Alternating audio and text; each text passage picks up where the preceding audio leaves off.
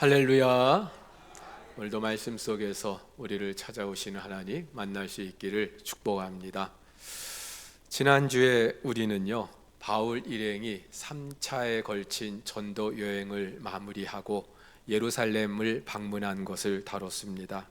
그간에 있었던 일을 보고하고 또 이방 교회들이 모아준 헌금도 전달했을 것입니다.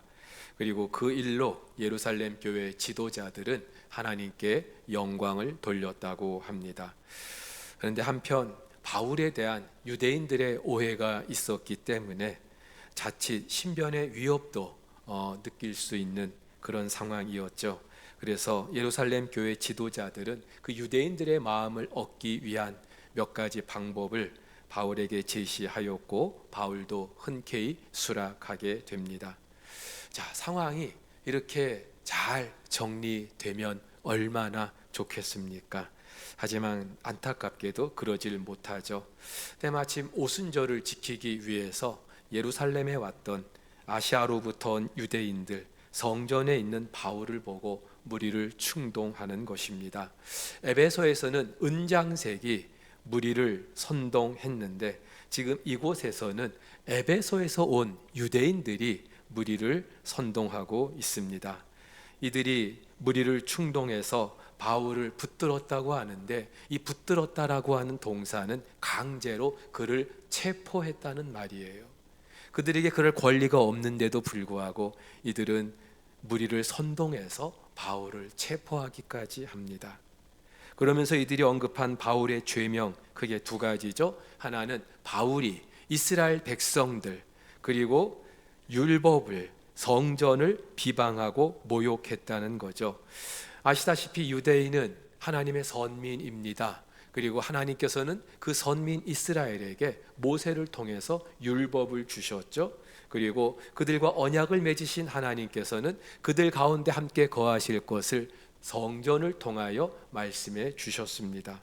따라서 그들이 유대인이라는 사실, 그들에게 율법이 있고 성전이 있다는 것은 이 유대인들에게는 엄청난 자부심이고 그 무엇도 이것을 해할 수가 없었던 것이죠.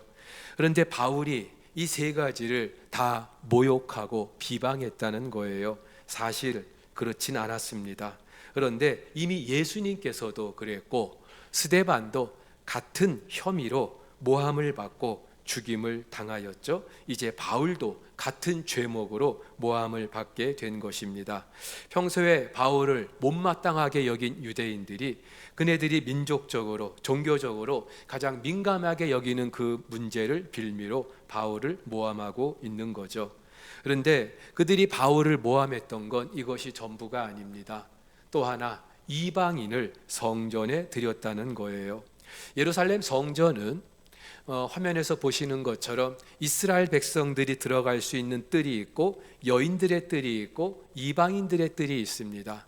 근데 이 이방인들은 절대로 그 여인의 뜰, 이스라엘 백성들이 들어갈 수 있는 그 뜰 안에는 들어갈 수가 없었어요.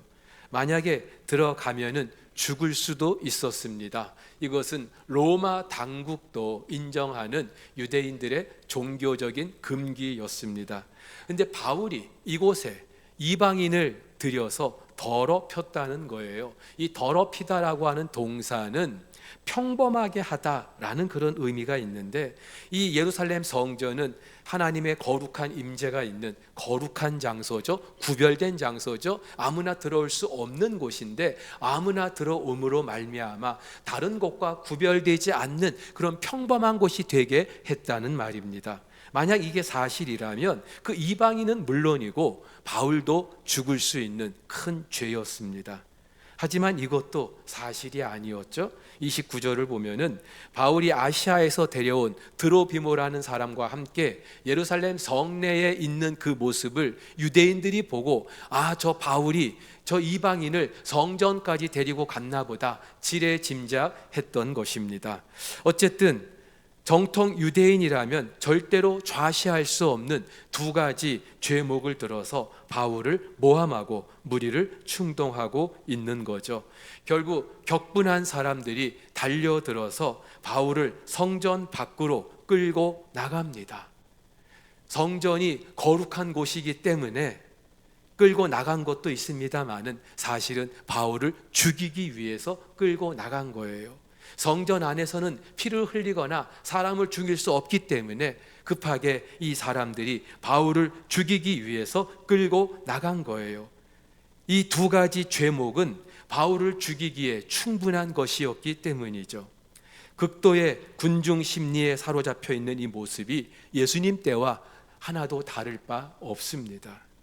자, 근데 여기서 누가는요 아주 의미심장한 기록을 남깁니다. 30절에 문들이 곧 닫혔다라고 기록하고 있습니다.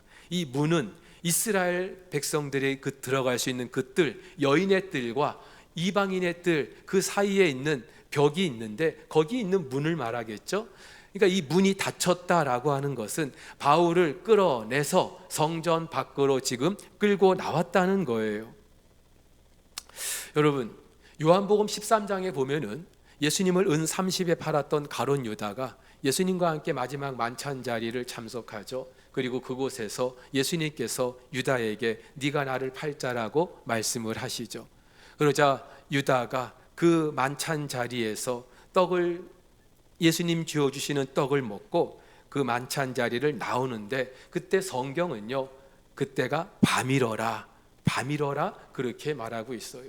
사실 그 6월절 만찬이 있었던 때는 시간적으로 저녁 밤 맞습니다. 근데 요한은 밤이러라 라고 하는 그 의미심장한 구절을 기록하면서 이후에 유다의 삶이 어떻게 마무리될 것인지를 암시하고 있습니다.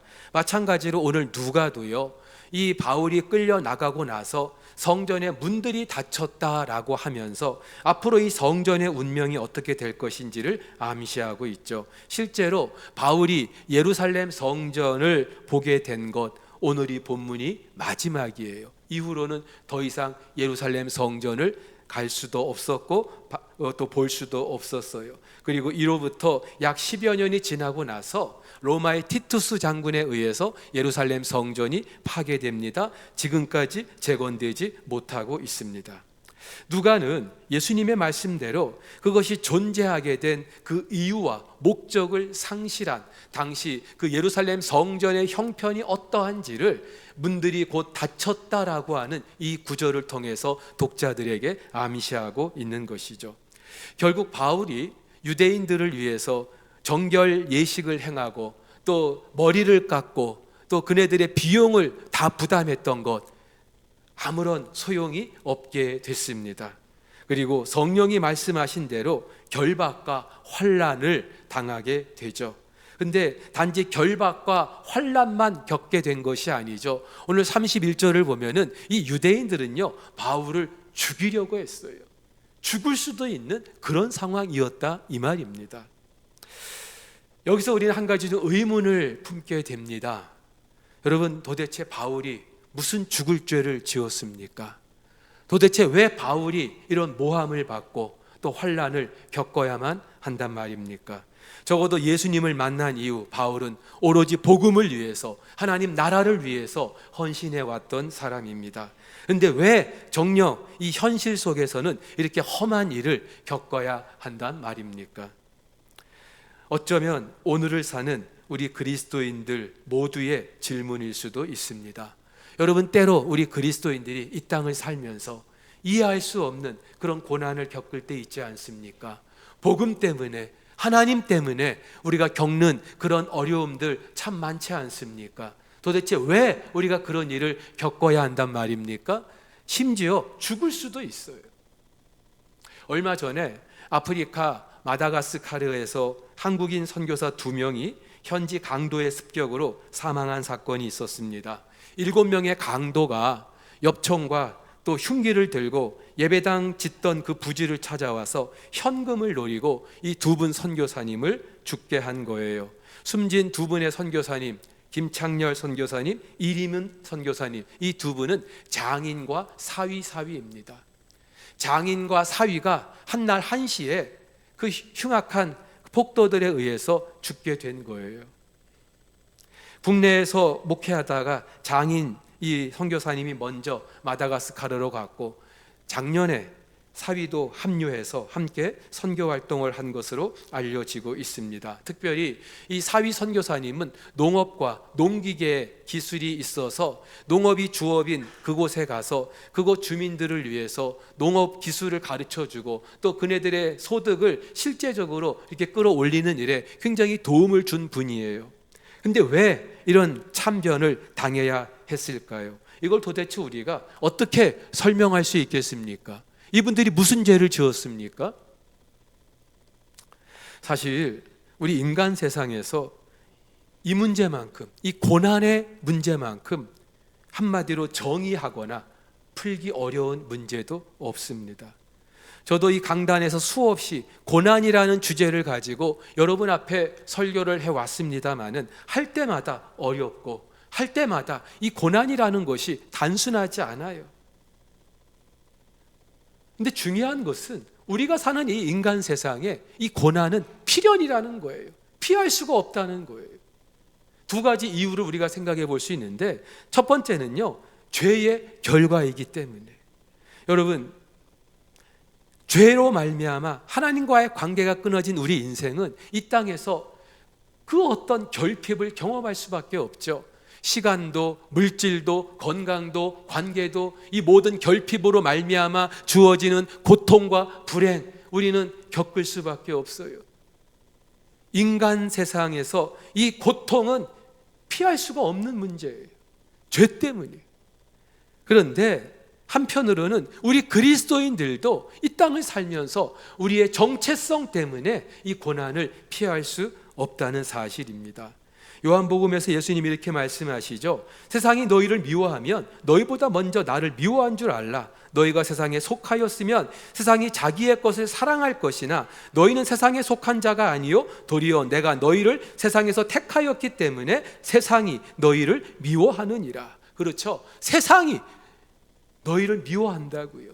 여기서 말하는 세상이 누구를 말합니까? 악한 영이죠. 사탄이죠. 사탄이 우리를 미워한다고요. 자기 편이면 미워하겠습니까? 아니죠. 자기 편이 아니기 때문에, 우리가 하나님의 사람들이기 때문에. 사랑하는 우리 성도 여러분, 저와 여러분들이 그리스도인이라는 그 이름을 가지고 살면서 겪게 되는 그 어떤 고통, 그 어떤 아픔, 당연합니다. 악한 사탄이 우리에게서 예수가 그리스도이심을 믿는 그 믿음을 빼앗아가기 위해서 오늘도 눈에 불을 켜고 우리를 힘들게 하고 있기 때문인 거예요. 그래서 초대교회 성도들도 엄청난 물리적인 핍박과 환난을 겪어야만 했죠.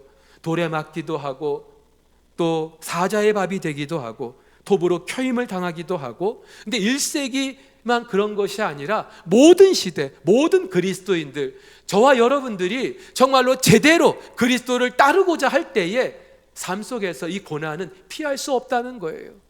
아무리 우리나라가 종교의 자유가 있고 우리나라 3분의 1이 정말 예수 믿는 사람들이라 할지라도 지금 이 나라에서도 우리가 제대로 예수 믿고자 하면은 이 고난은요 피할 수가 없어요. 따라서 여러분이 그리스도인이라는 그 이름을 가지고 살면서 좀 어떻게 고난을 피해 볼 수 없을까? 고난 없는 삶을 살 수 없을까? 하나님이 나의 주인이시라면 내 인생 가운데 고난은 좀 멀리 좀 이렇게 치워놓으면 안 되실까? 그런 기대를 아예 하지 마십시오. 이 땅에서 우리가 겪는 이 고난은 속된 말로 팔자이고 운명입니다. 그래서 이 예루살렘을 향하는 바울에게 성령께서 직접 말씀하시잖아요. 너 바울아, 예루살렘에 가면은 결박과 환난이 기다리고 있다. 주변의 사람들을 통하여서도 성령께서는 이 사실을 계속해서 알려주셨어요. 사랑하는 우리 성도 여러분, 예수 그리스도를 구주로 영접하고 살아가는 우리 인생길, 절대로 꽃길도 아니고 비단길도 아니에요. 어쩌면 가시밭길이고 좁은 길이고. 하지만 여러분, 이 고난의 시간에 우리 하나님께서는 아무것도 안 하시고 손 놓고 계신 분이 아니에요. 이 가시밭길, 이 험난한 고난의 길 우리만 오롯이 걷게 하시는 분이 아님을 믿으시기를 바랍니다. 무엇보다도 우리가 겪는 이 고난의 시간에도 하나님께서는 묵묵히 당신의 일을 행하고 계심을 믿으시기를 바랍니다. 사도행전을 보면은 바울이 5번 예루살렘을 방문합니다. 그리고 오늘 본문이 이제 마지막이에요. 이 예루살렘에서 유대인들에게 이런 큰 어려움을 겪고 로마의 군대에 의해서 체포된 후에 가이사랴에서 거의 한 2년 동안 구금을 당하게 됩니다. 감옥에 갇힌 것도 아니지만 그렇다고 자유롭지도 않은 그런 생활을 2년 동안 하게 된 거예요. 여러분 한번 생각해 보시죠. 회심하고 나서 바울은 적어도 복음을 위해서 그리고 그리스도의 교회를 위해서 쉬지 않고 달려왔습니다. 그 결과 3차례에 걸친 전도 여행을 할 수 있었고 곳곳에 아시아는 물론이고 유럽에도 교회들이 세워질 수 있었습니다. 자, 그러던 바울이 이 2년 동안은요 아무것도 할 수 없게 돼요. 예루살렘에 와서 체포되고 가이사랴에 구금된 이 2년 동안 바울은요 성경 한 권도 쓸 수가 없었어요. 아무것도 할 수가 없습니다. 어떻게 보면은 하나님 나라의 그 역사에서 볼 때에 굉장히 소비적인, 아까운 그런 시간일 수 있고 바울의 삶에 있어서도 뼈아픈 공백의 시간이라고 우리가 생각할 수 있습니다. 하지만 여러분 놀랍게도 누가는요 이 기간 바울이 예루살렘에서 체포되고 가이사랴에 구금된 이 2년 동안의 그 행적을 무려 사도행전에서 6장이나 기록하고 있습니다. 수십 년에 걸친 그 행적이 아닌데도 2년 동안 아무것도 하지 못했던 그 시간의 행적인데도 누가는요 6장에 걸쳐서 기록하고 있어요. 그리고 이 기간에 무려 5차례나 변론이 진행되는데 누가는 이것을 다 기록합니다. 표를 통해서 알 수 있는 것처럼 22장에서 바울은 유대인 회중을 향하여 변론합니다. 그리고 23장에 가서는 산헤드린 공회 앞에서 또 변론합니다. 여기까지는 예루살렘에서 있었던 일이에요. 그 다음에 이제 24장에 가면은 총독 벨릭스 앞에서, 그리고 25장에서는 바뀐 총독 베스도 앞에서, 그리고 26장에서는 헤롯 아그리빠 왕 앞에서 변론을 합니다. 이 3차례는 모두 다 가이사랴에서 있었던 일이에요. 여러분, 누가가 굳이 이렇게 바울의 5차례에 걸친 변론을 기록하는 이유가 뭘까요? 우리가 앞으로도 다루겠습니다만은 사실 그 말이 그 말이에요. 바울이 변론을 하는 그 내용이 뭐 크게 다르지 않아요. 근데 대동소이한 그 바울의 변론을 5차례나 기록하고 있는 이유가 뭘까요? 일단 이 변론의 시간을 통해서 바울에게는 죄가 없다는 사실을 성경이 증명하고 있습니다. 바울을 향한 그 유대인들의 모든 혐의가 거짓이라는 것이 드러나는 것이죠. 예루살렘의 치안을 담당했던 천부장부터 총독 벨릭스, 베스도, 또 아그리빠 왕에 이르기까지 모든 로마의 고위 인사들, 당대의 실력자들, 심지어 그 법정 안에서까지 바울은 죄가 없다는 사실이 증명이 됩니다. 여러분 한번 생각해 보세요. 바울이 그 유대 회중들 앞에서 여러분, 나도 여러분들과 똑같은 히브리인입니다. 나도 전에는 하나님께 대한 열심으로 예수 믿는 사람들을 잡아다가 옥에 가두기까지 했던 사람입니다. 그렇게 변론을 했습니다마는 사람들이 이 바울을 믿어 주었을까요? 절대로 믿어주지 않았을 거예요. 그런데 하나님께서는 그 로마의 공신력 있는 관리들을 통하여서 바울의 이 결백을 증명해 주고 계시는 거예요. 여러분, 이것만 봐도 우리가 알 수 있는 것이 있습니다. 살면서 억울한 일이 좀 있습니까? 여러분, 그 억울한 일은요 내가 푸는 게 아니에요. 명심하세요. 내가 이 억울함을 풀어보려고 동네방네 다니면서 이 사람 저 사람 붙잡고 해봤자 소용없어요. 정말 하나님께서 아신다면은 하나님께서 당신의 방법으로 당신의 때 모든 억울한 일들 풀어주실 줄 믿으시기를 바랍니다. 자, 그런데 유대인들이 바울을 고소한 거는요, 바울 한 사람 때문이 아니죠. 사실은 바울이 전하는 그 복음, 그리고 그 복음으로 말미암아 세워진 기독교, 그리스도교를 무너뜨리기 위함이었어요. 이것만 봐도 그 배후에 사탄이 있다는 것을 우리는 알 수 있는 것이죠. 그런데 이 바울의 5차례에 걸친 이 변론을 통하여서 복음이라는 것이 사람들이 생각하는 것처럼 그렇게 위험한 것이 아니라는 것, 특별히 당시에 로마의 실정법을 어기거나 정치에 위반되는 것이 아니라고 하는 사실을 우리 하나님께서 증명해 주시는 거죠. 그리고 바울이 2년 동안은 구금돼 있었습니다만 이후에 로마에 가서 복음을 전하는데, 세계의 중심지 로마에 가서 복음을 전할 수 있는 그 모든 준비를 하나님께서 하게 하시는 거예요. 복음의 그 정체성을 분명히 하심으로 말미암아 바울이 로마에 가서 어디를 가든지 이 복음을 전할 때에 그 복음이 증거될 수 있는 그런 준비를 우리 하나님께서 하게 하신다는 것이죠. 사랑하는 우리 성도 여러분, 바울이 아무것도 할 수 없는, 어쩌면 숨만 쉴 수 있는 그런 상황이었다 할지라도 우리 하나님은요, 쉬고 계신 게 아니라 여전히 당신의 일을 이루고 계셨는 줄 믿으시기를 바랍니다. 따라서 저와 여러분들, 내가 할 수 있는 것이 아무것도 없다고, 특별히 우리 고난의 그런 순간 그렇지 않습니까? 정말로 내가 할 수 있는 것이 아무것도 없다고 그렇게 여겨진다 할지라도 실망하지 마십시오. 그 고난의 시간을 허락하신 하나님께서 당신의 방법으로 당신의 사람들을 통하여 일하고 계심을 믿으시기를 바랍니다. 무엇보다도 바울에게는요, 이 예견된 고난만 있었던 게 아니에요. 하나님은요, 아무도 예상하지 못한 그런 은혜를 허락하십니다.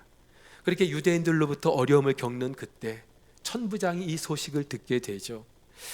당시 로마는요, 자기들이 점령한 그 지역에 수비대를 두고 그곳에 있는 그 사람들을 통치하게 했어요. 이 유대 땅에도 로마의 수비대가 있었고, 특별히 이 유대인들이 자주 반란을 일으켰기 때문에 아예 이 예루살렘 성전 북서쪽에 보면은 안토니오 요새라는 것이 있는데요, 이곳에 로마군이 주둔하면서 이 상황을 예의주시하고 있었던 거예요. 그런데 당시 특별히 오순절이었죠. 사방에서 많은 유대인들이 모이는 그런 때였어요. 그렇기 때문에 더 아마도 이 로마의 군대가 예의주시하고 있었을 텐데, 마침 이 성전에서 이런 소동이 일어난 거죠. 천부장이 이것을 알고 군사를 이끌고 출동을 한 거예요. 그 바람에 바울은요, 죽을 수도 있었는데 가까스로 목숨을 건질 수 있게 되는 겁니다. 여러분, 누가 이 상황을 예상이나 했을까요? 오늘 성경은요, 유대인들이 바울을 죽이려고 했다고 그랬어요. 만약에 이 상황을 누구라도 말리지 않았으면 바울은 죽었을 거예요. 근데 하나님께서는 정작 동족 유대인이 아니라, 바울이 그토록 사랑했던 유대인들이 아니라 아무도 생각하지 못했던 이방의 천부장을 통하여 바울의 목숨을 살려주고 계시는 거예요. 사랑하는 우리 성도 여러분, 복음을 위한 삶에 이처럼 정말로 예상치 못한 그런 위기가 있다 할지라도 우리 하나님은요, 전혀 예상하지 못한 방법으로 저와 여러분들에게 은혜를 베풀어 주시는 줄 믿으시기를 바랍니다. 특별히 사도행전을 보면은 이런 장면을 우리가 계속 목도할 수 있는데, 베드로도 그렇고 바울도 그렇고 감옥에 옥에 갇혔을 때에 하나님께서는 당신의 천사를 보내서 그들을 풀어내기도 하셨어요. 그게 아니라면은 이방 지역에서 바울이 복음을 전할 때에 하나님께서는 이방인들의 손길을 통해서 구브로에서 총독 서기오 바울이 그랬고요, 고린도에서도 총독 갈리오가 재판을 하면서 바울이 그 위기에서 면면할 수 있었어요. 에베소에서도 큰 소동이 있었는데 서기장이 중재했고요, 지금 예루살렘에서도 천부장, 이방인 천부장이 이 소란을 진정시키면서 바울의 목숨을 건지게 하는 것이죠. 사랑하는 성도 여러분, 하나님께서는 오늘도 저와 여러분들의 그 어떤 형편을, 상황을 다 보고 계시고 알고 계시고 하나님의 때에 하나님의 방법으로 개입하시는 분인 줄 믿으시기를 바랍니다. 하나님 도대체 어디 계십니까? 하나님이 계시다면 왜 이런 일이 있습니까? 때로는 우리가 항변할 수도 있습니다만은 아니요, 하나님은 다 알고 계시고 다 보고 계시는 줄 믿으시기를 바랍니다. 자, 그런데 우리가 오늘 마지막으로 한번 생각해 볼 것이 있어요. 하나님은 왜 바울을 살려주셨을까요? 바울을 왜 살려주셨을까요? 사실 좀 어리석은 질문이죠. 목사님, 그것도 질문이라고 하십니까? 바울이 어떤 사람입니까? 복음을 위해서 헌신했던 사람 아닙니까? 그렇다면 하나님께서도 바울을 책임져 주셔야죠. 살려 주셔야죠. 죽게 됐으면 살 길을 열어 주셔야죠. 그게 하나님 아닙니까? 우리가 이렇게 답할 수 있어요. 만약에 그렇다면 제가 앞서 소개해드린 그 아프리카의 두 선교사님은 왜 죽게 하셨는데요? 대답해 보시죠. 왜 죽게 하셨는데요? 그분들이 무슨 잘못이 있다고요? 세례 요한 왜 그 감옥에서 참수형을 당하게 하시는데요? 도대체 이유가 뭔데요? 여러분, 사실 고난의 문제만큼 풀기 어려운 과제입니다. 왜 하나님은 누구는 그 생명을 데려가시고 누구는 그 생명을 살려주시는지. 사도행전에서도 그렇잖아요. 야고보는 죽게 하시고 왜 베드로는 살게 하십니까? 이유를 알 수 없어요. 하나님의 주권에 속한 일이죠.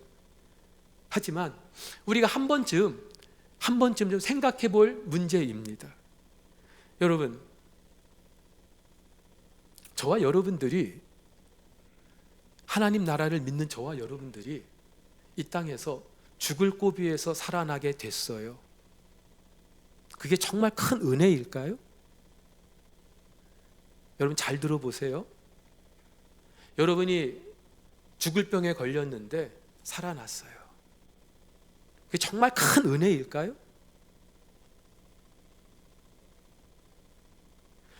제가 이렇게 말씀드리는 이유가 있습니다. 만약에 우리에게 주어진 삶의 시간이 이 땅에서밖에 없다면은 은혜겠죠. 우리의 생명을 연장시켜 주시는 것이 은혜겠죠. 우리는 그런 사람들이 아니잖아요. 바울은요, 셋째 하늘을 경험한 사람이에요.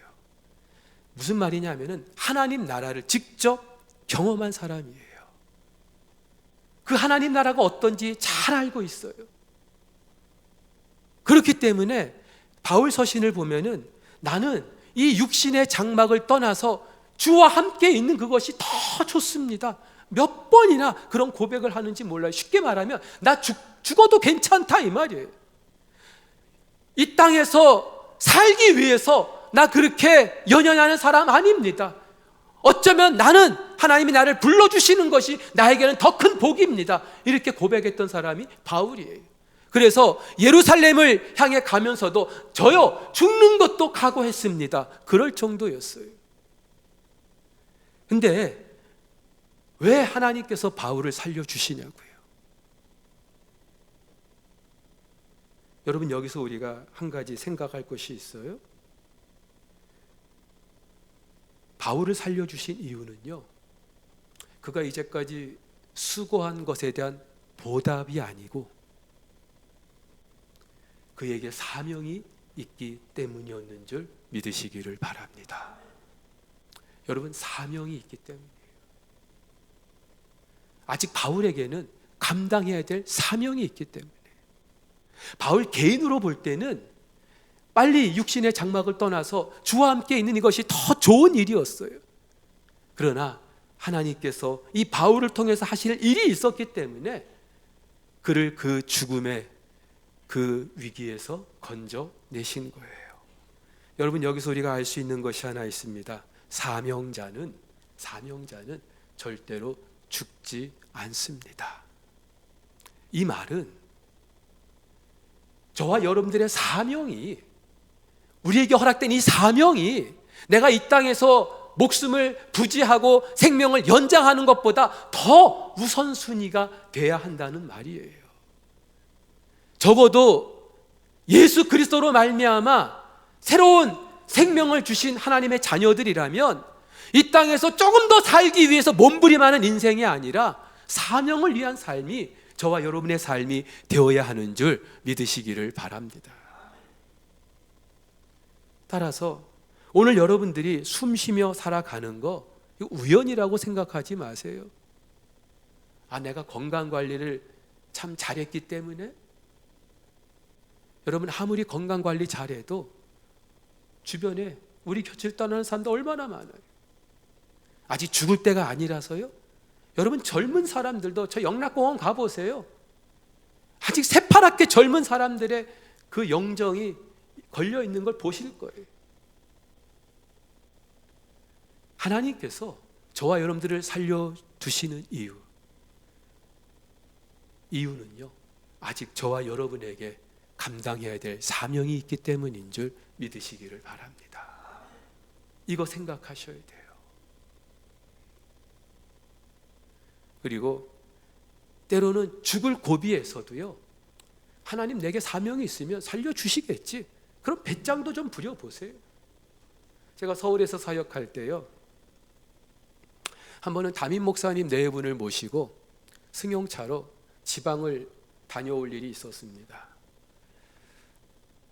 부목사가 담임 목사님 네 분, 달랑 두 분 모시고 그 승용차로 먼 길 다녀오는 게 이게 얼마나 큰 부담인지 아십니까? 게다가 당시는 제가 승용차 운전을 시작한 지 얼마 되지 않았을 때예요. 그리고 돌아올 때는 밤길을 운전해야 되는 그런 부담도 있었어요. 근데 참 부담스러운데 목사님 가자 하시니까 어떡해요? 가야죠. 근데 걱정은 됐는데 이상하게 걱정이 안 되는 거예요. 그러면서 이런 마음이 드는 겁니다. 나도 하나님이 택하신 백성이고 그때 목사 안수 받고 이제 목사 된 때거든요.